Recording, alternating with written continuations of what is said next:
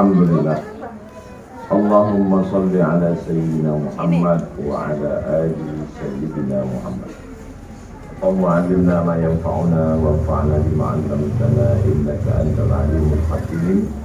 Rabbi shrah li sadri wa yassir li amri wa hlul 'uqdatam min lisani yafqahu qawli. Kita lanjutkan membaca kitab Mukhtasar At-Targhib wa Tarhib karya Imam Al-Hafiz Ibnu Hajar Al-Asqalani, ringkasan dari kitab Imam Al-Munziri. Hadis nomor 270. Di sana dengan sanadnya An Abdullah bin Mas'ud, diriwayatkan dari sahabat Nabi namanya Abdullah bin Mas'ud radhiyallahu anhu. Dari Nabi sallallahu alaihi wasallam, dari Nabi Muhammad sallallahu alaihi wasallam. Bunyi hadisnya, kullu qardin shadaqah. Kullu, setiap, qardin, pinjaman, shadaqah, dapat pahala sedekah.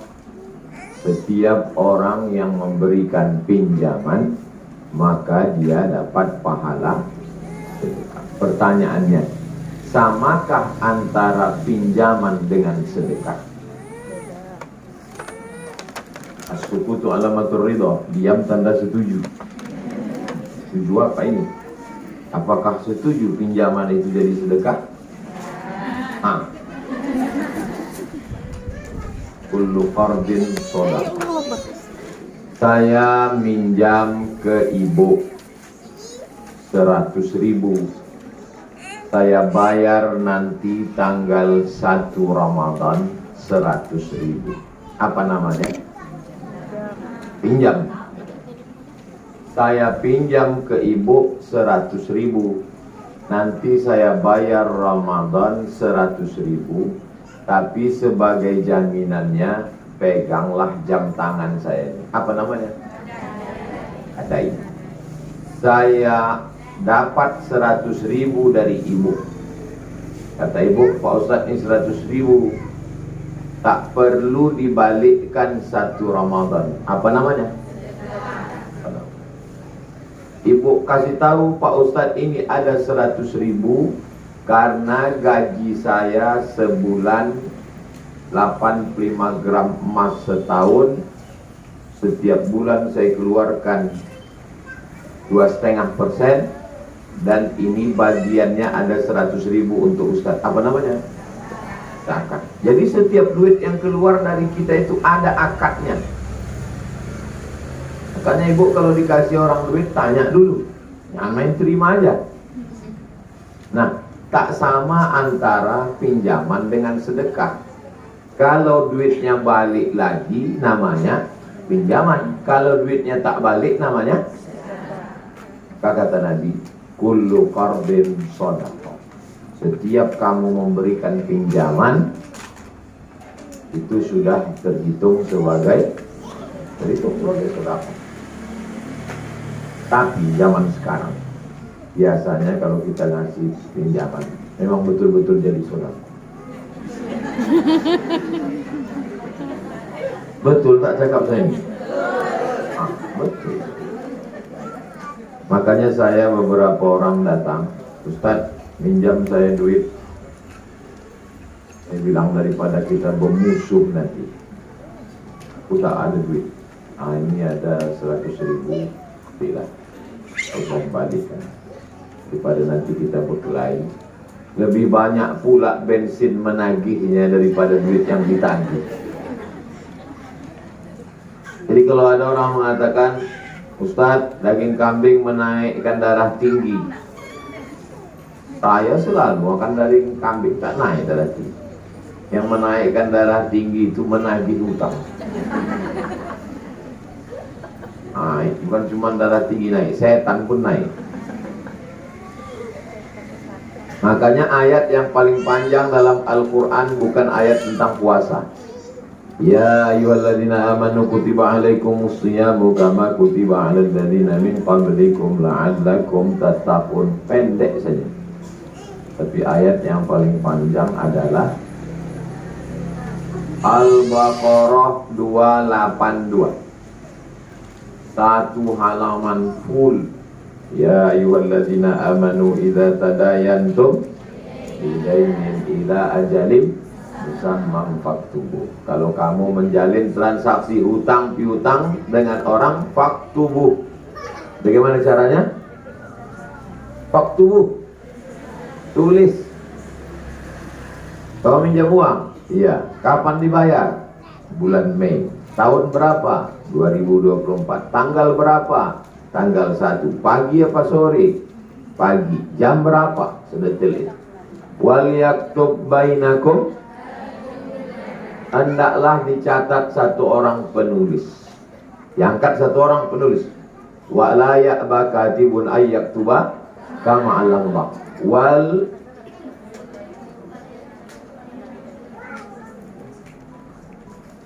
terus falyumlil ladzi 'alaihil haqq, hendaklah yang punya hak itu mengimlakkan. Kau menulis, ya, tulis ini.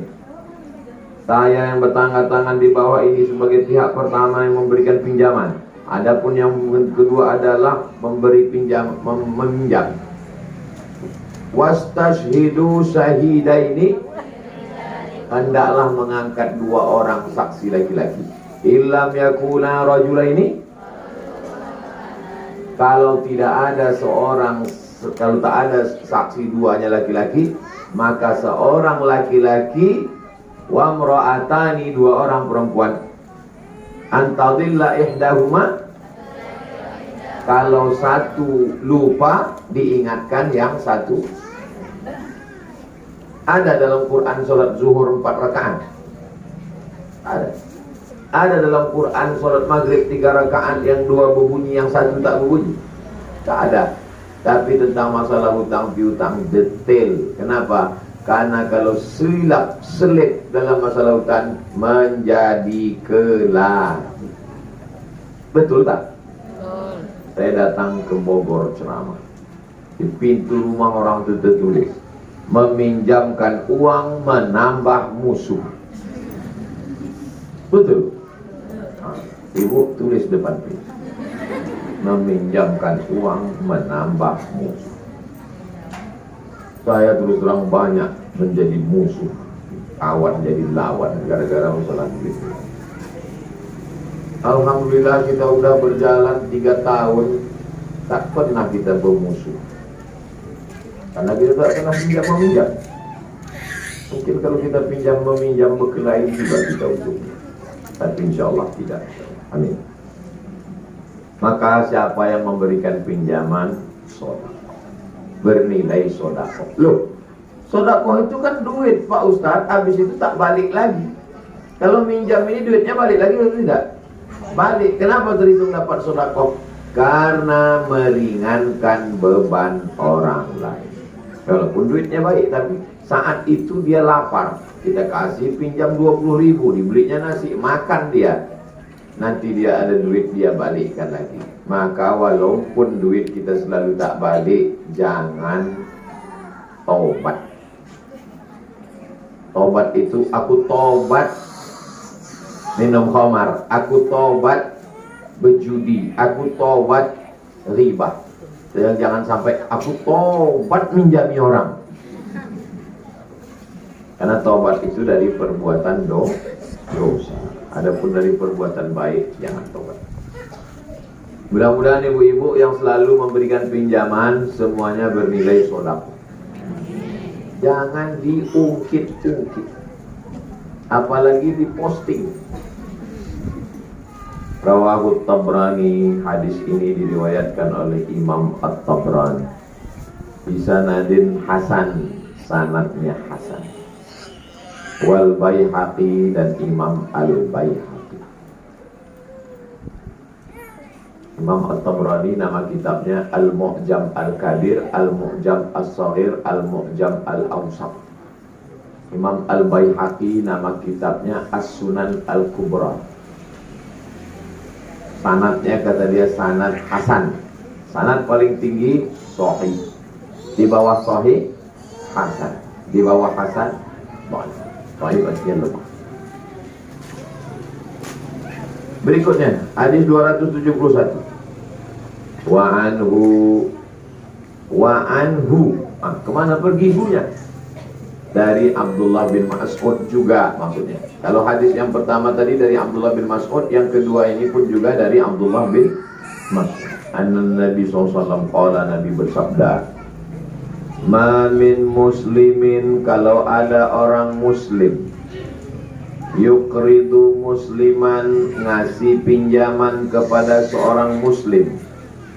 Ada seorang muslim ngasih pinjaman kepada seorang muslim, qardon, pinjaman, marratan, sekali. Ibu ngasih pinjaman sekali, illa kana qasadaqatiha marrataini, dapat pahala 2. Ngasih pinjaman sekali dapat pahala. Ini motivasi supaya kita menolong orang lain. Tapi pengalaman saya, saking banyaknya duit tak balik, maka kita tengok dulu kira-kira sanggup tak dia membayar. Kalau agak-agaknya tak sanggup, ada orang ini licin. Karena makanan dia belut yang digoreng pakai oli. Licin, tak bisa dipegang. Maka bilang sama dia, daripada kita bermusuh berkelahi, ini ada beberapa duit, pakailah tapi jangan balik. Kalau tak sanggup sama sekali, bilang aku tak sanggup. Kalau khawatir juga, pegang jaminan, surat tanah, STNK, BPKB, entah apalah dipegang. Karena khawatirnya tak balik, kita banyak mudarat. Tapi pahalanya 2 kali. Rawahu Ibnu Majah, diriwayatkan oleh Imam Ibnu Majah. Wa sahhahahu Ibnu Hibban. Kata Imam Ibnu Hibban, hadisnya sahih. Kalau ada nanti orang yang ragu, ini hadisnya sahih. Wa akhrajahul Baihaqi, diriwayatkan juga oleh Imam Al-Baihaqi. Marfu'an wa mauqufan. Kalau sanadnya sampai ke Nabi, nama hadisnya marfu'. Kalau sanadnya cuma sampai ke sahabat Nabi, nama hadisnya mauquf. Kalau sanadnya cuma sampai ke tabi'in, nama hadisnya maqtu'. Saya ulang sekali lagi. Kalau sanadnya sampai ke Nabi, nama hadisnya marfu'. Kalau sanadnya sampai ke sahabat Nabi, nama hadisnya mauquf. Kalau sanadnya cuma sampai ke tabi'in, maqtu'.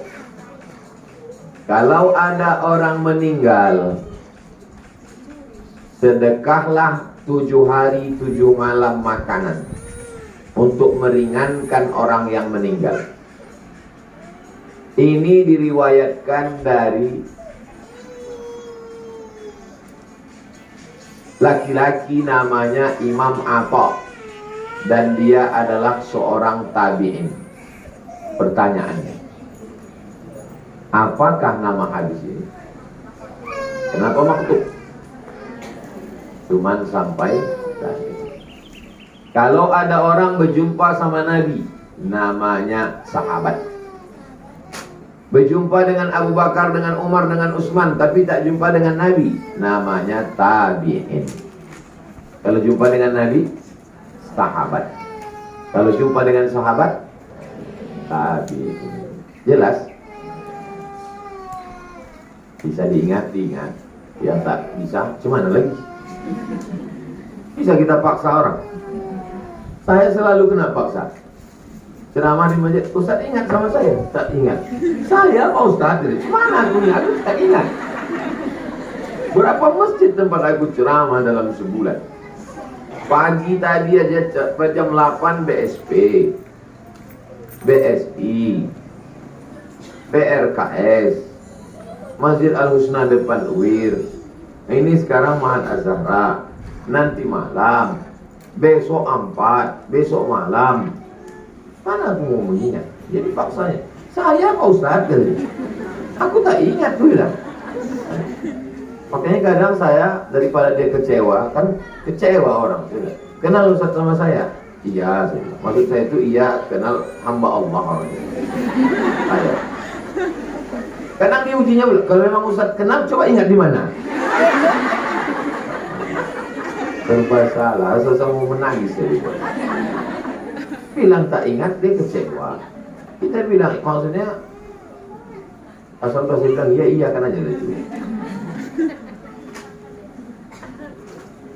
Berikutnya hadis yang ke-272 An Abi Hurairah, dari Abu Hurairah radhiyallahu anhu, qala, dia berkata, qala Rasulullah sallallahu alaihi wasallam, Rasulullah bersabda, man yassara, siapa yang memudahkan, ala mu'sirin, memudahkan orang yang kesulitan, di dunia, yassarallahu alaihi fid dunya wal akhirah, dimudahkan Allah urusan di dunia, dimudahkan Allah pula urusan dia di akhirat. Amin.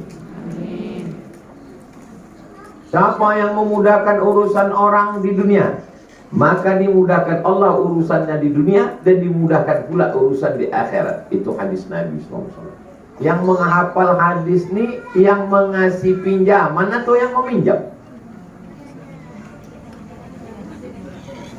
Saya ulang sekali lagi. Yang mestinya menghafal hadis ini yang mengasih pinjaman atau yang meminjam? Yang mengasih pinjaman supaya dia mudah memberi. Sekarang yang menghafal hadis ini yang meminjam. Pak Ustadz, pinjam saya duit. Aku tak ada duit. Aku bukan orang kaya, tak ada duit. Dibacakannya hadis ini.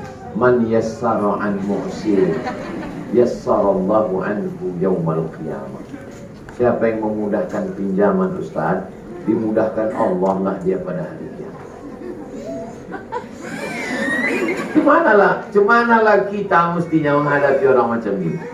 Kita bilang, itu hadis aku, bukan hadis kau. Hah? Banyak sekarang orang ini salah hafal. Yang dihafalnya hadis orang. Itu hadis orang yang memberi pinjaman. Yang meminjam, hadis yang dia hafal adalah siapa yang tak menunaikan janji, maka dia munafik. Karena banyak orang meminjam tak sesuai janji. Man yassara an mu'sirin fid dunya, siapa yang memudahkan urusan orang di dunia, yassarallahu alaihi fid dunya wal akhirah, dimudahkan Allah baginya di dunia dan di akhirat. Mudah-mudahan kita diberikan Allah rezeki. Alhamdulillah. Kalau ada orang bersin, diucapkannya Alhamdulillah, kita jawab ya Allah. Kita sedang di airport nih menunggu pesawat. Bersin dia, diam dia. Cuman respon kita, diam juga. Kalau kita bilang yarhamukallah, entah dia tak Islam. Yarhamukallah kita bilang, aku tak Islam. Kan? Nah, itu maka hadis itu detail. Ketika dia bilang Alhamdulillah, dia bilang yarhamukallah. Merespon orang lain, peduli sama orang lain. Islam ini bukan agama yang tak tahu menahu. Yang penting aku sholat, yang penting aku tahajud, yang penting aku umrah, yang penting aku berzikir. Masalah kau bersin, pingsan, mampuslah kau itu. Islam ini agama yang merasakan perasaan orang. Nampak orang kesusahan, kita tolong. Tak sanggup kita tolong dengan duit, tolong dengan cakap. Aku tak bisa memberi kau pinjaman, tapi insya Allah diselesaikan Allah. Jangan pula adalah tak bisa minjam, tak bisa mengasih pinjaman, menghasut pula. Aku tak bisa minjam, tapi kalau kau mau minjam, aku bisa.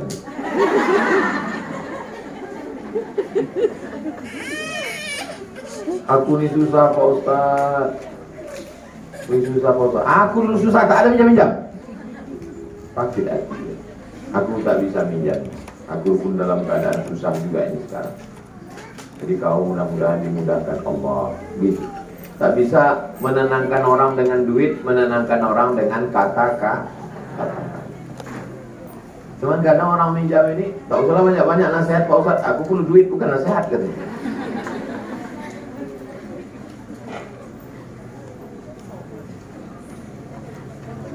Rawahu Muslimun, hadis ini diriwayatkan oleh Imam Muslim di haditsin. Wa akhrajahu Ibnu Hibban, disebutkan Imam Ibnu Hibban hakadha, macam ini riwayatnya, mukhtasaran, ringkas.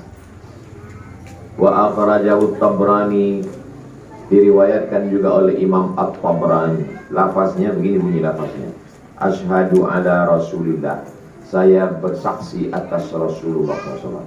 La sami'tuhu, saya mendengarnya, bersumpah dia, memang ini hadis yang kudengar dari Rasulullah SAW.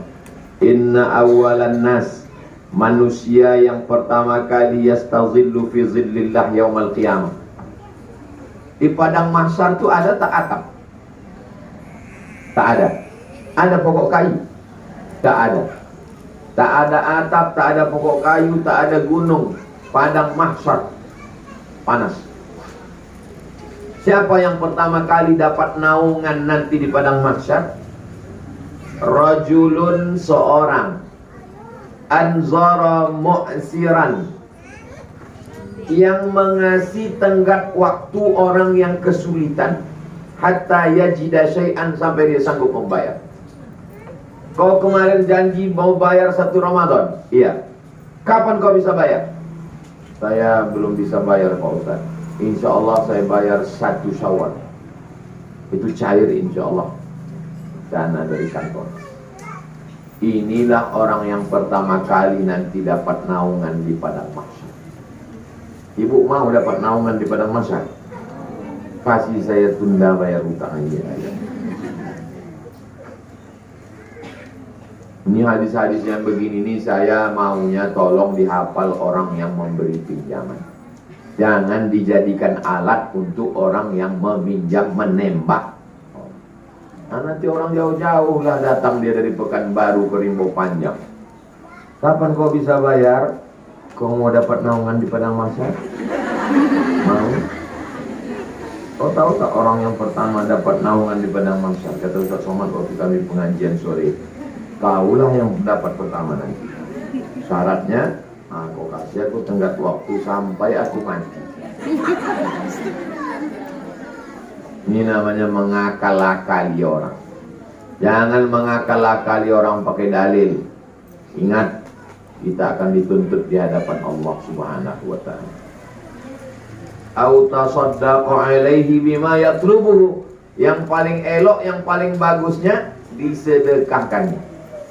Yang mau kutagih ke kau ke Rimbo Panjang ini cuma 100 ribunya. Aku sudah 10 kali bolak-balik, habis bensinku 10 ribu. 10 ribu bolak-balik, udah 100. Jadi daripada bertambah pula biayaku jadi 110 ribu, sedekahkan aja lah ke kamu, ambil aja. Itulah orang yang dapat naungan di padang. Tapi hatinya betul-betul tuh tulus, jangan kau ambil lah, dilaknat Tuhan kau ambil. So, kau mau bayar? Mau bayar? Aku tak bisa bayar Pak. Ambillah 7 keturunan kau kusumpah makan kadal. Kalau mau sedekah kasihkan dengan baik. Kalau tidak mau tambah tenggat waktunya, nanti tagih lagi. Makanya sebelum mengasih itu pikir-pikir yang sudah lalu apa boleh buat. Nasi sudah jadi tai ayam. Duit tak berbayar-bayar, ibu cerita bubur juga lagi. Saya memang kalau perkara menagih ini, ya Allah, mungkin dia diciptakan dari tanah juga sama macam kita, cuma tanah liat. Kalau yang tanah sengketa itu cuma mengambil surat tanah kita. Kalau orang yang payah bayar hutang ini diciptakan dari tanah liat, liat sekali.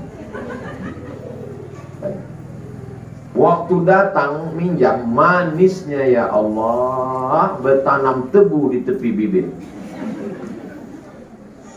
Begitu kita menagihnya, 3 nomor di telepon, 3 tak diangkat. telepon nomor ini berbunyi sebentar mati, telepon ini setengah mati tak diangkat, telepon ini tak nyambung. Tiba-tiba tasobok berjumpa di kantor rektor UIN. Orang sudah saya telepon balik-balik, terjumpa. Yang kapan kau balikkan? Nomor saya kan 3, kenapa? Nomor kau 33, aku telepon tak kau angkat. Kapan kau balikkan? Masalah bed ini kecil lah nanti ini. Ku tunggu besok pagi. Kalau tak kau bayar besok pagi, ku kapak kepala kau. Balik. Tersebarlah di grup-grup bahwa orang ini sudah bayar hutang ke saya. Yang lain-lain pun berdatangan ke saya. Ustaz dibayar? Aku dibayar, udah balik duit. Gimana caranya Pak Ustaz? Gini ku ajarkan. Gini caranya ya, tutorial. Kalau tak kau bayar besok pagi, ku kapak kepala kamu. Aduh, kami tak sanggup Pak Ustaz. Sanggup kami Pak Ustaz. Kalau tak sanggup, lagi ikhlaskan aja lah. True story itu kisah nyata. Jadi memang pikir dulu pendapatan, sesal kemudian tiada telan bulat-bulat kita ditelan. Mungkin orang yang payah bayar hutang ini diciptakan dari tanah liat, makanannya ular sawah. Lihat ular sawah. Pernah Ustaz makan ular sawah? Au tasaddaqa alaihi bima yatlubuhu yaqul. Aku sedekahkan duitku ini ke kau yang kau tak sanggup membayarnya, aku sedekahkan. Lalu apa kata dia? Mali alaika shadaqah. Hartaku yang kau pinjam itu bernilai shadaqah ibtigha wajhillah, mengharapkan balasan dari Allah. Wa yuharriqu sahifatahu, diambilnya surat perjanjian. Wa yuharriqu, dikoyaknya. Harta yang ada dalam ini ambillah lillah dan perjanjianku batalkan. Itulah yang dapat nanti batal. Tapi yang saya koyak ini bukan surat perjanjian. Ini surat tanya jawab beberapa waktu yang lalu. Tentunya siapa-siapa yang menonton ini, yang minjam, jangan kalian harap udah kubatalkan. Belum. Dianggap alhamdulillah udah dikoyak Ustaz tuh. Bukan.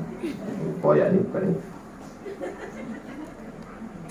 Orang ini tagih nanti, kenapa kau tak bayar? Kemarin udah Ustaz koyak, aku tengok, aku nonton streaming gitu dia. Yaqta'ul uhdah, yaqta'u memotong uhdah perjanjian allati alaih, yang sudah dibuat. Wa akhrajahul Baghawi, hadis ini diriwayatkan Imam Al-Baghawi fi syarh sunnah, dalam syarah as-sunnah. Bilafzin, dengan lafaz man nafasa an gharimihi, siapa yang melepaskan orang yang berutang, au maha anhu, atau dihapusnya perjanjian, dikoyaknya, disobeknya, kana fi zillil arsy yaumal qiyamah, dia berada di bawah aras pada hari kiamat. Ada aras, tempat yang paling mulia, besar. Di bawah aras ini teduh, tak panas. Disitulah tempat orang yang mengikhlaskan hutangnya tak dibayar dan diserahkannya semua kepada Allah Subhanahu wa ta'ala. Mudah-mudahan kita bisa berlapang dada melepaskan hutang dalam kurung yang kecil-kecil. Besar ini berat. Apalagi mau hari raya ini, terbayang kita mah bisa beli sepatu. Mau ditolong salah, mau tak ditolong salah, serba, bukan serba 6.000, serba salah. Wali Abdillah bin Ahmad, Abdullah bin Ahmad, kalau dengar ada riwayat hadis namanya Abdullah bin Ahmad, itu anak Imam Ahmad bin Abdullah bin Ziyadatil Musnad, dalam tambahan Musnad. Imam Ahmad bin Hanbal nama imam pendiri mazhab Hambali, punya anak laki-laki namanya Abdullah bin Ahmad. Nama kitab Ahmad bin Hanbal itu Al-Musnad. Ada tambahan-tambahan namanya ziyadat al-musnad. Ini bunyi hadisnya. Azallallahu abdan fi zillihi. Allah memberikan naungan pada seorang hamba. Yauma la zilla illa zilluh. Hari itu tak ada tempat bernaung kecuali Allah. Siapa dia? Anzara mu'siran, yang memberi tambahan waktu pada orang yang kesulitan. Autara kali gharimin, atau meninggalkan orang yang berutang. Orang yang berutang ditinggalkannya. Maksud ditinggalkannya, udahlah tak usah bayar lagi. Wa akhrajahu Tabrani, hadis ini diriwayatkan Imam Tabrani fil Kabir, dalam Al-Mu'jam Al-Kabir, dari riwayat As'ad bin Zurarah. Wa fil Awsat, ada juga dalam kitab Al-Mu'jam Al-Awsat dari Shaddad bin Aus. Terakhir, hadis 274. Wa an Abi Hurairah, dari Abu Hurairah, anna Rasulullah SAW qala, Nabi Muhammad SAW bersabda, kana rajulun yudayyinun nas, ada seorang laki-laki memberikan pinjaman kepada seorang.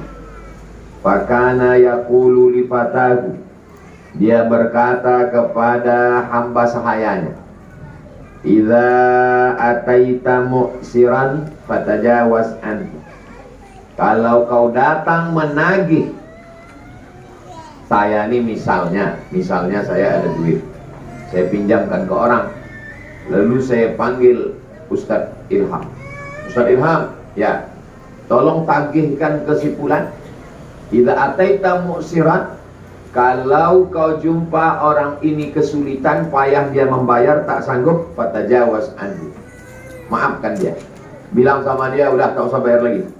La'allallah yatajawazu anna, mudah-mudahan Allah pun juga melepaskan saya. Kulepaskan kau dari hutang, supaya Allah melepaskan aku dari dosa.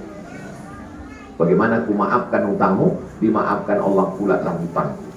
Falaqi Allah, kalau dia mati, dia akan berjumpa dengan Allah. Kata Allah, sudah ku ampunkan dosamu, karena kau sudah mengampunkan pinjaman orang lain. Muttafaqun alaih. Hadis ini ada dalam Sahih Bukhari dan ada dalam Sahih Muslim. Itulah hadis kita petang ini, dari jam 5 kurang 10 sampai jam setengah 6. Selanjutnya kita jawab pertanyaan-pertanyaan. Ini Jumat terakhir menjelang Ramadan. Di bulan Ramadan ada kita pengajian sore? Tidak ada pengajian sore. Dilanjutkan nanti halal bihalal, pengajian pertama di bulan April. Kenapa tak ada sore? Kalau subuh tetap ada. Subuh, musalla, masjid, musalla. Kenapa subuh ada? Karena memang pengajian subuh di bulan Ramadan makin banyak. Kenapa asar tak ada? Ibu mau memasak kolak. Jadi buat pengajian Rabu, mana buka puasa sore? Betul? Itulah alasannya. Tapi jangan sampai tak mengaji di rumah, tetap baca Quran. Jadi ini Jumat terakhir, mudah-mudahan kita jumpa lagi Jumat Idul Fitri nanti.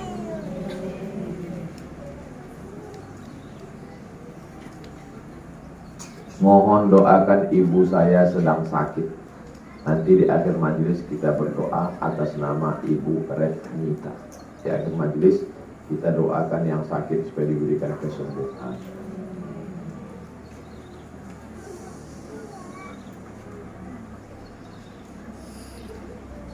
Berdosakah kita ikut partisipasi biaya di keluarga beli perlengkapan sembahyang mertua yang tak Islam?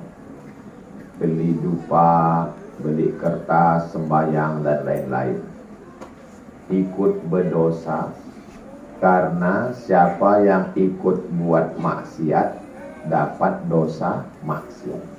Maksiat yang paling besar adalah maksiat mempersekutukan Allah. Ada orang mau mabuk, ibu-ibu sekalian, kami mau mabuk nih, tolong nyumbang per rumah 10.000 ya. Ibu kasih, mohon maaf aku tak bisa mabuk, cuma aku ngirim aja nih 20.000. Selamat mabuk kalian ya.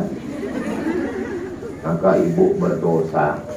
Man ra'a minkum mungkaran, siapa yang menengok kemungkaran, falyughayyirhu biyadihi, robah dengan kemungkaran. Nyumbang mabuk, kemungkaran. Nyumbang syirik, kemungkaran. Karena la ilaha illallah. Aku tak bisa nyumbang duit, karena menurut agamaku tidak boleh menyumbang untuk perbuatan yang dilarang. Tapi aku mengasih hadiah. Dalam Islam boleh mengasih hadiah walaupun kepada saudara yang tak Islam. Ini ku kasih kau hadiah kain, ini ku kasih hadiah baju, ini ku kasih hadiah jaket, ini ku kasih hadiah suplemen vitamin, ini ku kasih hadiah.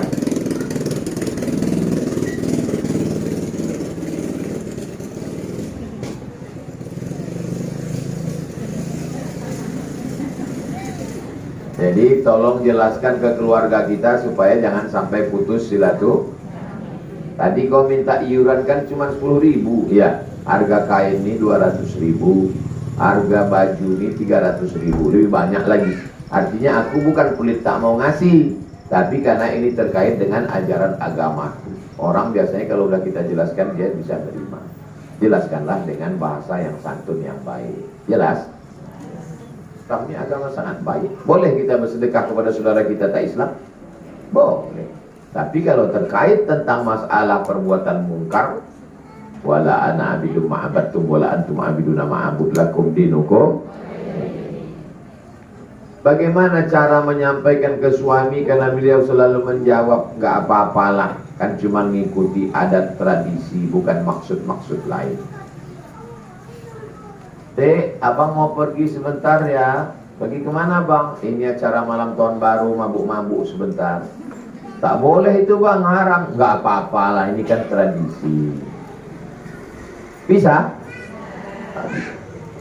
Kalau bertentangan antara adat istiadat tradisi dengan agama, pakai agama atau pakai tradisi? Pakai agama, tradisi ditinggalkan. Karena tradisi yang mengandung perbuatan maksiat dan mungkar, agama Islam ini ada namanya amar ma'ruf nahi mungkar. Adapun tradisi yang baik-baik tak ada salah. Tapi kalau tradisi itu menyebabkan durhaka kepada Allah, tidak boleh. Jangan mengenteng-entengkan, jangan memudah-mudahkan. Agama Islam ini agama yang mudah, tapi jangan memudah-mudah. Jelas? Sekali haram tetap haram, tak ada tawar-menawar, haram. Ya, tapi ini tradisi keluarga kita deh, jadi makruh lah ya, makruh ya. Bisa ditawar? Tadi. Bolehkah kita maaf-maafan sebelum masuk bulan suci Ramadan? Innallaha la yattali'u ala jami'i khalqihi lailatan nisfi min Sya'ban. Allah memperhatikan semua makhluknya pada malam nisfu Sya'ban. Fayaghfiru li jami'i khalqihi, diampunkannya semua makhluknya pada malam nisfu Sya'ban kecuali dua orang. Pertama musyrik, yang kedua musahid. Musahid orang yang berkelahi, bertengkar, belum berdamai. Malam nisfu Sya'ban semua orang diampunkan Allah kecuali orang musyrik dan orang bertengkar belum berdamai. Pertanyaannya, bagaimana kalau ada orang bermaaf-maafan menjelang puasa? Maafkan dosaku ya, ini mau bulan puasa. Bagaimana? Terlambat. Karena mestinya bermaaf-maafan sebelum malam. Payah ya ceramah sama orang belum makan. Mestinya bermaaf-maafan itu sebelum malam nisfu Sya'ban. Nanti malam nih, malam nisfu Sya'ban, malam 15. Mestinya sebelum malam nisfu Sya'ban itulah minta maaf. Karena di malam nisfu Sya'ban itulah pembukaan pintu maaf sebesar-besarnya dari Allah. Daripada tidak sama sekali. Jadi ya, udahlah malam nisfu Sya'ban tak dapat, jangan pula malam Ramadan tak dapat juga. Itulah maka sebelum Ramadan orang bermaaf. Jadi kalau ada orang, kau udah minta maaf, aku Pak Ustadz nunggu minta maaf, nunggu Idul Fitri lah. Nunggu minta maaf itu jangan menunggu Idul Fitri. Yakin betul dia malaikat maut sudah datang sebelum Idul Fitri. Kira-kira bagus tak tradisi minta maaf sebelum Ramadan? Bagus, minta maaf. Maukah Bapak Ibu memaafkan dosa saya? Mau Ibu memaafkan dosa saya? Sudah selesai. Makanya ada tradisi kenduri, undang kawan, sahabat, tetangga semua. Setelah diundang semuanya, barulah kemudian dikasih makan, kirim doa untuk orang meninggal. Habis itu baru tanya, Bapak Ibu jiran tetangga kawan sahabat semua mau menyambut bulan suci Ramadan ini, saya minta maaf, maukah kalian maafkan saya? Habis itu orang itu pun kalau udah kenyang masih ada lagi tradisi mengundang kenduri sebelum puasa. Saya dulu tinggal di asrama waktu sekolah di Air Molek, Indragiri Hulu. Ada ibu nih yang orang Indragiri Hulu. Di situ tradisinya, saya tinggal di asrama.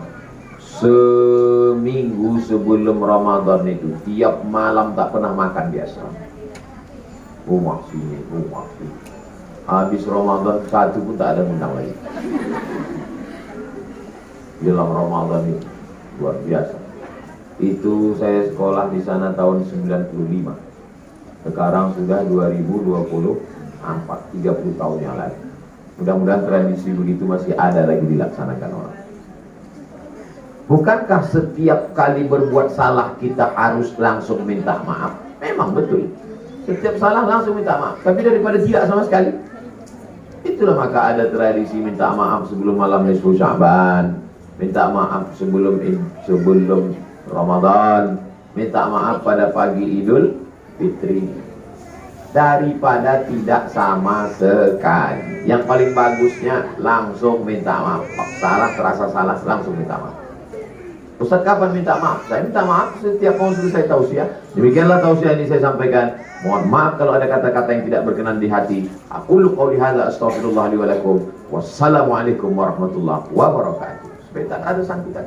Daripada kita cari dia di padang mahsyar, padang panjang aja Pak ya, beli padang mahsyar. Bagaimana hukumnya mahar menggunakan uang mempelai wanita? Karena si wanita ingin maharnya di buku nikah tertulis 1 juta, maka dia memberikan uang kepada laki-laki tersebut untuk dijadikan tambahan. Karena laki itu hanya punya duit 100.000.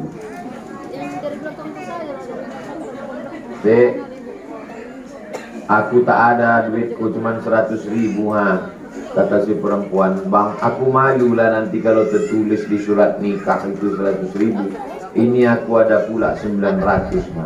Ambil lah, supaya nanti mahar nikahnya tertulis nanti di surat itu, unikahkan engkau dengan anakku dengan mahar 1 juta. Supaya besar. Jangan sampai nanti ayah kecil suaranya dengan mahar. Nah, pertanyaannya, bolehkah si laki-laki itu meminjam duit untuk mahar?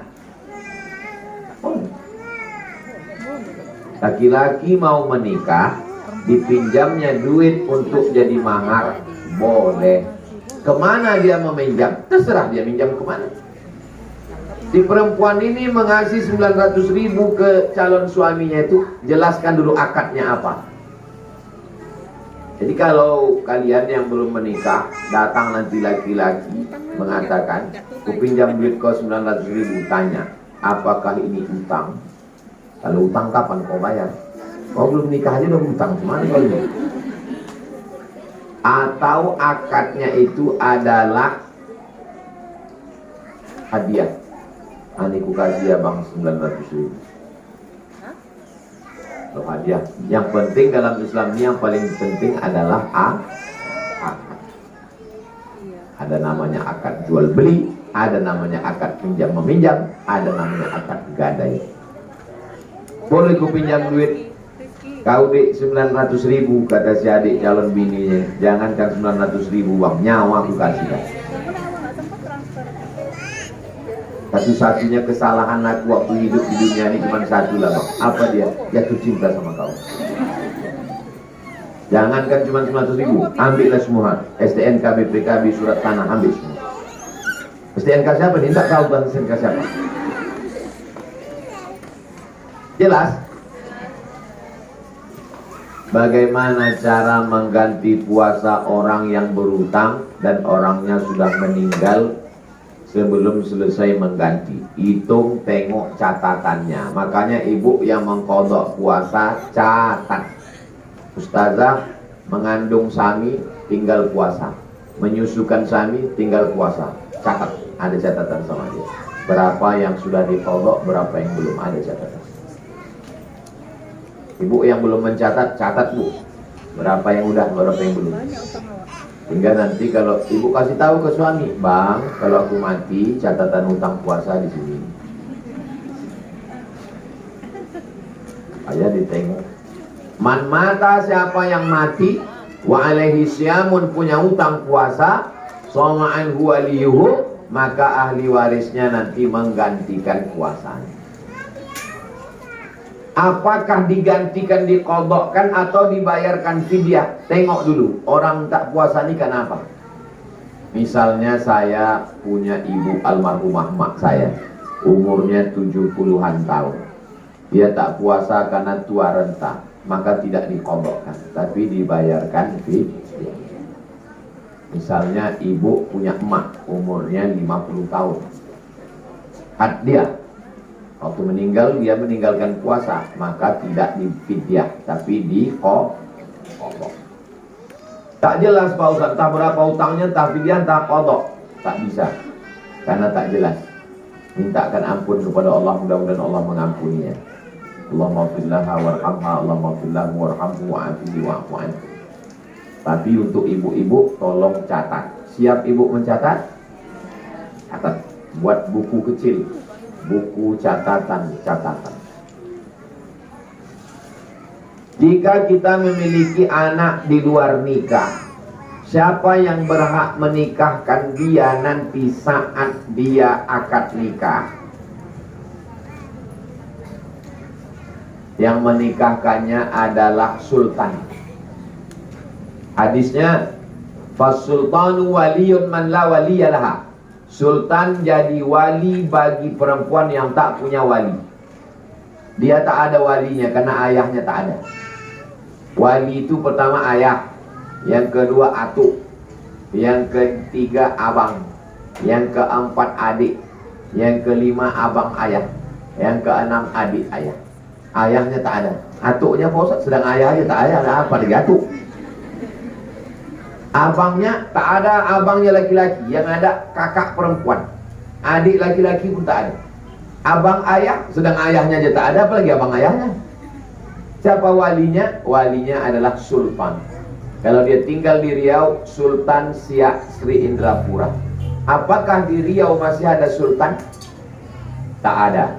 Karena Riau sudah bergabung dengan Negara Kesatuan Republik Indonesia tahun 1945 melawan Belanda. Sultan Syarif Qasim II menyerah bergabung bersama Presiden Soekarno.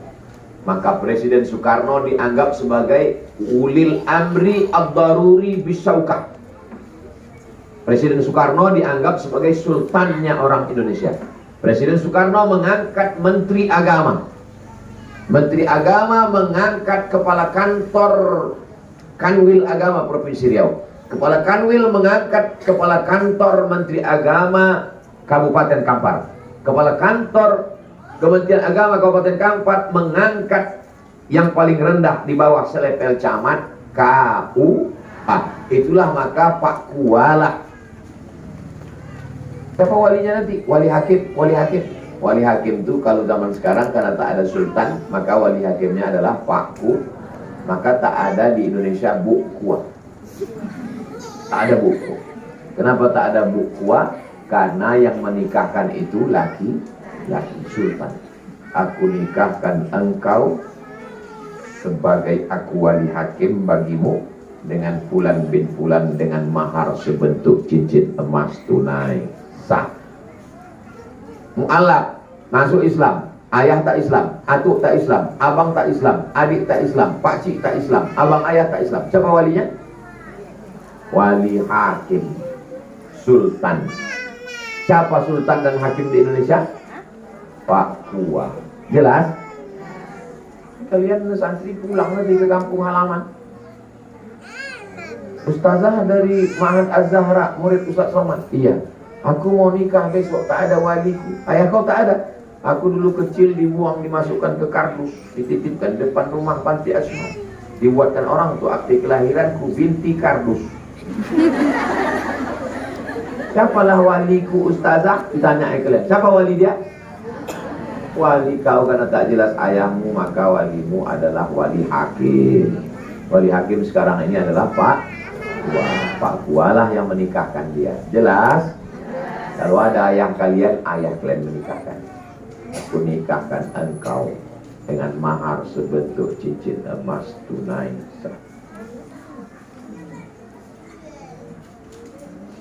Bagaimana jika hutang puasa Ramadan belum dibayar saat masuk Ramadan berikutnya? Ini Ramadan tahun lalu 1444. Hutangnya mesti dibayar sebelum masuk Ramadan tahun ini. Ini Ramadan tahun ini. Mesti dibayar di sini. Tinggal 7 hari mesti dibayar di sini.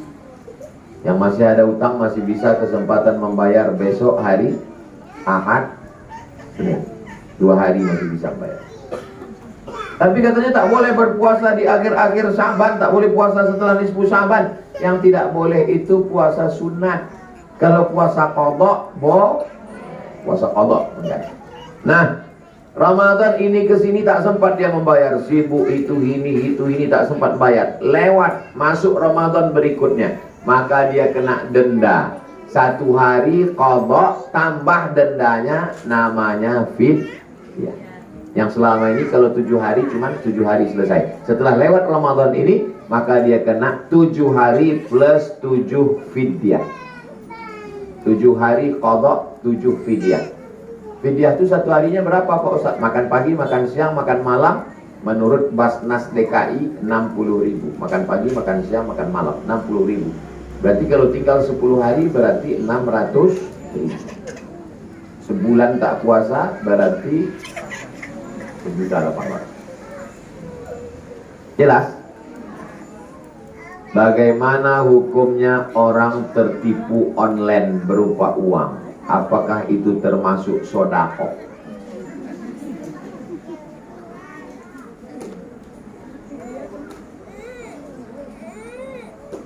Saya Pak Ustadz tertipu 100 juta.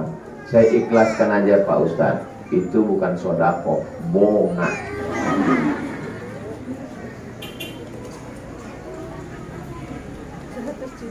Mesti lapor polisi. Kenapa bisa tertipu? Karena saya diiming-iming. Siapa yang mengiming-iming? Grup WhatsApp. Lapor ke Polres, ke Poltabes, ke Polda. Ini grup WhatsAppnya. Channel YouTube. Nah, ini channelnya. Screenshot. Makanya kalau ada orang mengirim kabar apa, cepat screenshot sebelum dihilangkan. Jangan mau menjadi korban penipuan. Karena duit tak balik, udah ku ikhlaskan aja lah. Oh, ikhlas cuma karena terpaksa, bukan karena sebab lillahi ta'ala. Apakah dia bernilai sedekah? Sedekah itu diberikan dengan ketulusan. Sedangkan ini adalah memang korban penipuan. Itu hilang. Niat itu sebelum, bukan sesudah terjadi.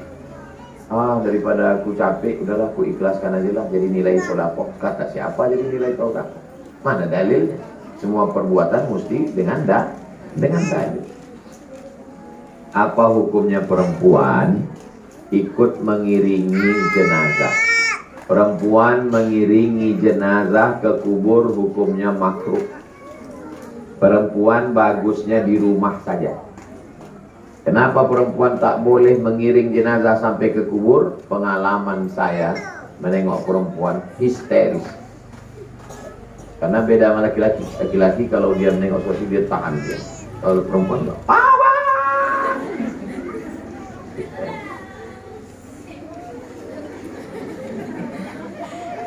Perempuan kalau dia trauma, dia seumur hidup. Beda sama laki-laki. Laki-laki mudah lupa. Kalau perempuan, nampaknya suaminya itu terkubur di liang lahat, ditengoknya itu seumur hidup dia trauma. Bisa rusak pikiran.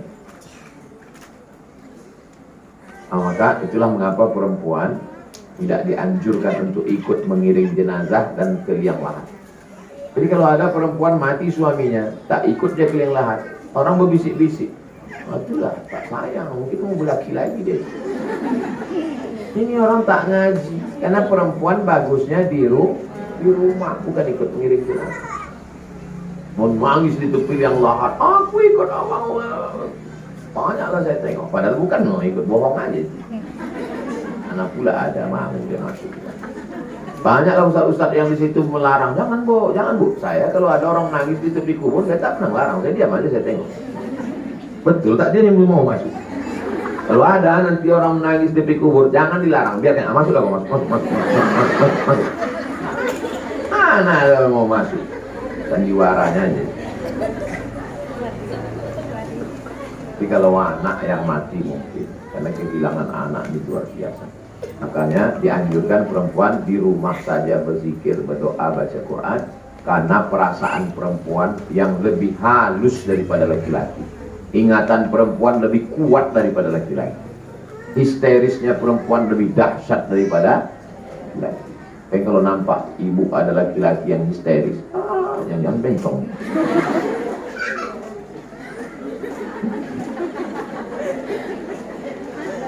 Kau laki-laki apa perempuan? Laki-laki itu tidak histeris. Saya sebenarnya perempuan terjebak di tubuh laki-laki. Oh, dasar hombreng.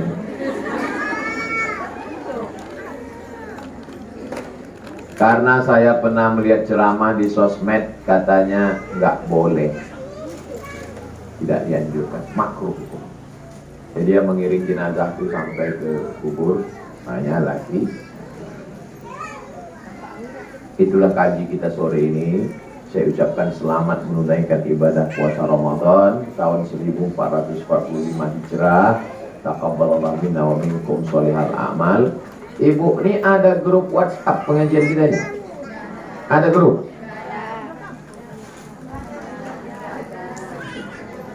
Siapa admin ustazah mengelolanya? Ada Silvi. Ibu, kalau ada pertanyaan terkait Ramadan, berjumpa nanti di jalan masalah ini, kirimkan ke Ustaz Silvi. Nanti Ustaz Silvi mengirimkan ke Ustazah Fatimah, saya kirimkan jawabannya. Pertanyaan-pertanyaan terkait tentang puasa Ramadan, ragu, nanti kita jawab. Selamat menunaikan ibadah puasa Ramadan. Taqabbalallahu minna wa minkum shalihal a'mal. Ala hadhihi niyah, mudah-mudahan kita sehat walafiat, diterima amal ibadah kita. Al-Fatihah. A'udzubillahi minasyaitonir rajim. Bismillahirrahmanirrahim. Alhamdulillahirabbil alamin. Arrahmanir rahim. Maliki yaumiddin. Iyyaka na'budu wa iyyaka nasta'in. Ihdinas siratal mustaqim. Siratal ladzina an'amta 'alaihim ghairil maghdubi 'alaihim waladdallin. Amin. Allahumma barik lana fi Sya'ban wa ballighna Ramadan.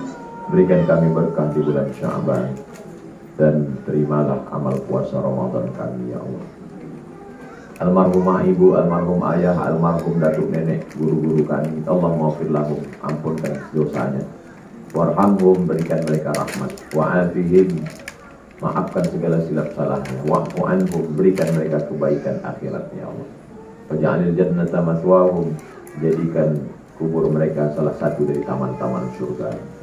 Allahumma ja'al kuburahum rawdatan min riyadil jinan, jadikan kuburnya taman-taman surga. La taj'al kuburahum hufratan min hufarin niran, jangan jadikan kuburnya satu dari lubang neraka.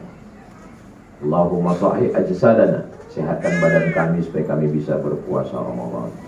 Qawi imanana, kuatkan iman kami, ya Allah. Rabbana ighfir lana dzunubana wa liwalidayna warhamhuma kama rabbayana shaghira. Rabbana atina fid dunya hasanah wa fil akhirati hasanah wa qina adzabannar. Sallallahu ala sayyidina Muhammad wa ala alihi wa sahbihi wa sallam. Walhamdulillahi rabbil alamin. Taqabbalallahu minkum minna wa minkum taqabbal. Sallallahu ala sayyidina Muhammad wa ala alihi wa sahbihi wa sallam. Panjang umur, sehat badan. Kita laksanakan nanti pengajian pertama Jumat setelah Idul Fitri. Pengajian pertama entah sama Ustadz Al-Nof, entah sama Ustadz Hanafi, entah sama Ustadz siapa. Yang penting nanti tunggu infonya melalui grup WhatsApp insyaallah. Terima kasih. Mohon maaf. Wassalamualaikum warahmatullahi wabarakatuh.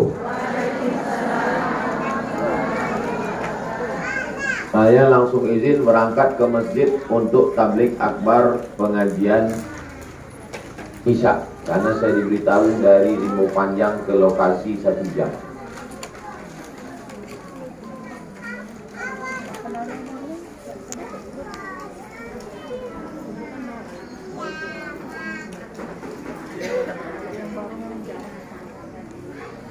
Terima kasih mengucapkan kepada Al-Ustadz yang telah mengisikan kajian pada sore hari ini.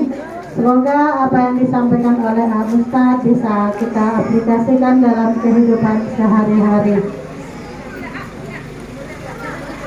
Kami keluarga besar Yayasan Pendidikan Hajah Rohana mengucapkan selamat bulan suci Ramadan. Kami mengucapkan mohon maaf lahir dan batin. Kita tutup acara kita dengan doa kafaratul. Subhanakallahumma wa bihamdika asyhadu an la